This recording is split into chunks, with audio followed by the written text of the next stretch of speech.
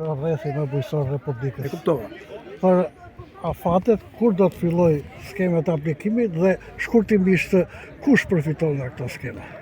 Shko, skema mbështetëse e këtij viti fillon aplikimi në datën 14 prill dhe përfundon në datën 30 maj.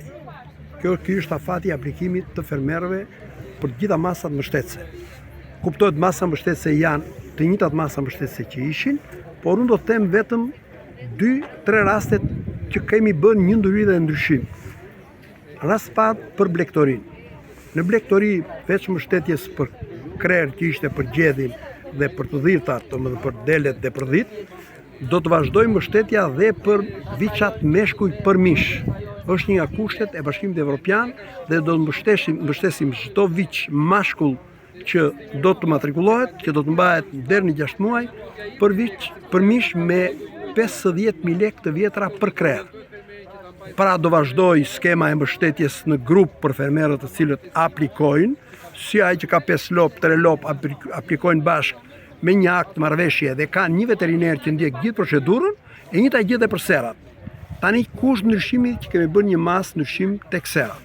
Duke parë që nga sfidat tona të Ministrisë së Bujqësisë dhe të qeverisë shqiptare, po dhe të fermerëve shqiptar është prodhimi i produkteve të sigurta, në standard për të konkuruar në Bashkimin Evropian, është prodhimi i produkteve në sera për me mbrojtjen biologjike. Pra, lufta që bëjnë insektet me insektet dëmtues, insektet e mirë me insektet negativ, dhe ushqimet biologjike për të prodhuar një prodhim me standard. Dhe kishim 2 mbështetje në sera. Kishim 4 milion lekë të vjetra për hektar në të dyja mbjelljet. Tani do të kemi 2 milion lekë për mbjelljen e parë, që është mbjellja masa me inputet që është fidani. Tani në mbështetja e dytë nga 2 milion bëhet 3 milion lekë për hektar për mbrojtjen biologjike, ku fermeri do të futet në skemën e mbrojtjes biologjike, ku do të garantoj gjithë procesin e mbrojtjes pa përdorur insekticide, duke përdorur formulën për mbrojtjen biologjike të produktit. Pra, do të marri 2 milion plus 3 milion, 5 milion. Por kemi bërë një gjë të veçantë. Në qoftë se në radhën e parishte duhet plotësonin 1 hektar, tani fermerët dhe për një dynim serë që do ketë, për mbrojtjen biologjike nuk ka nevojë të bëj bashkëpunim, pra do të marri 300.000 lekë të vjetra për mbrojtjen biologjike në qoftë se bëhet dhe i përfshihet kësaj skeme. Kjo mendojmë që këtë gjë ne nuk e nxorëm se shpikëm, por kemi 3 vjet që po e ndjekim, që të bëja lushin se ka implementuar për 3 vjet këtë rast.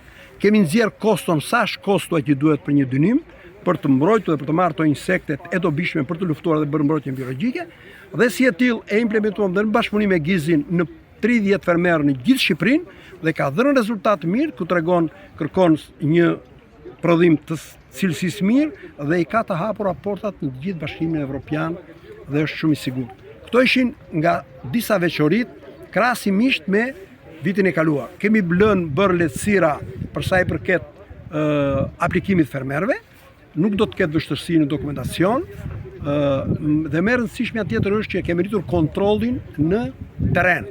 Kontrollin në terren që nga tregusët më të mëdhenj, ku kemi kërkuar që për naftën fermerët do të sjellin fatura. Për naftën, për ata që do marrin naftën, do të sjellin faturat për pleun, për farën, për herbicidet, për insekticidet, kush janë drufrutor. Pra nuk do të marri naftë çdo njeri pse ka një dokument për tokën dhe e ka mbjell dhe ka një vend ku mbjellet toka. Pra do të dëshmoj që unë e kam mbjell tokën dhe urdhëroj faturat. Jo 1 kile ple, se nuk përdoret për lulet, po ka një koeficient sa ple harxhohet për grurin, sa ple harxhohet për misrin, sa kilogram far duhet për 1 hektar.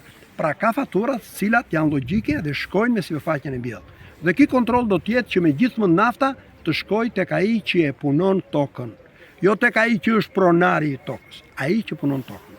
Kështu që të gjitha këto masa bëjnë që kjo skemë do të jetë efektive, kuptohet në shërbim të bujqësisë krahas masave të tjera. Po ne nga debati dhe dialogu që patëm sot me fermerët, gjetëm një gjuhë të përbashkët të mirë dhe ne menduam që dhe këta na e vlerësuan këta që do aplikojnë që këto masa që kemi bërë janë reflektimi kërkesave që kishte fermeri në terren për masat mbështetëse që bën qeveria në ndihmë bujqësisë. Faleminderit. Faleminderit dhe ju. Aplikimit. Pra nëse fermerët kanë krerë viça apo mëshqera apo lop ende të pamatrikulluara duhet të shkojnë drejt zyrave të veterinarisë dhe të bëjnë rregullimin apo sistemimin e numrave të krerëve të tyre.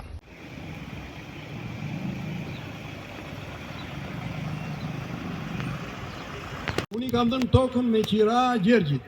Gjergji ka një kompleks me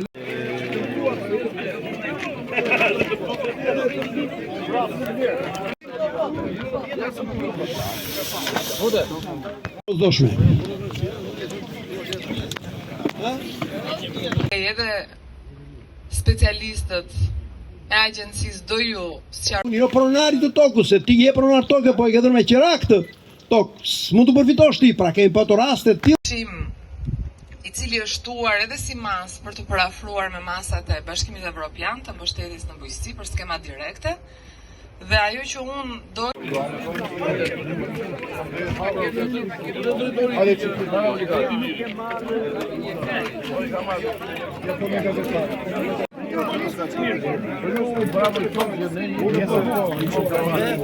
Si që të bëj nga këto veprime.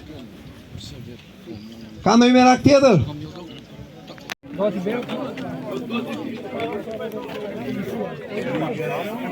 Fora gjere ti për të bërë. Pra ka patur raste dhe presione të tilla. Prandaj ne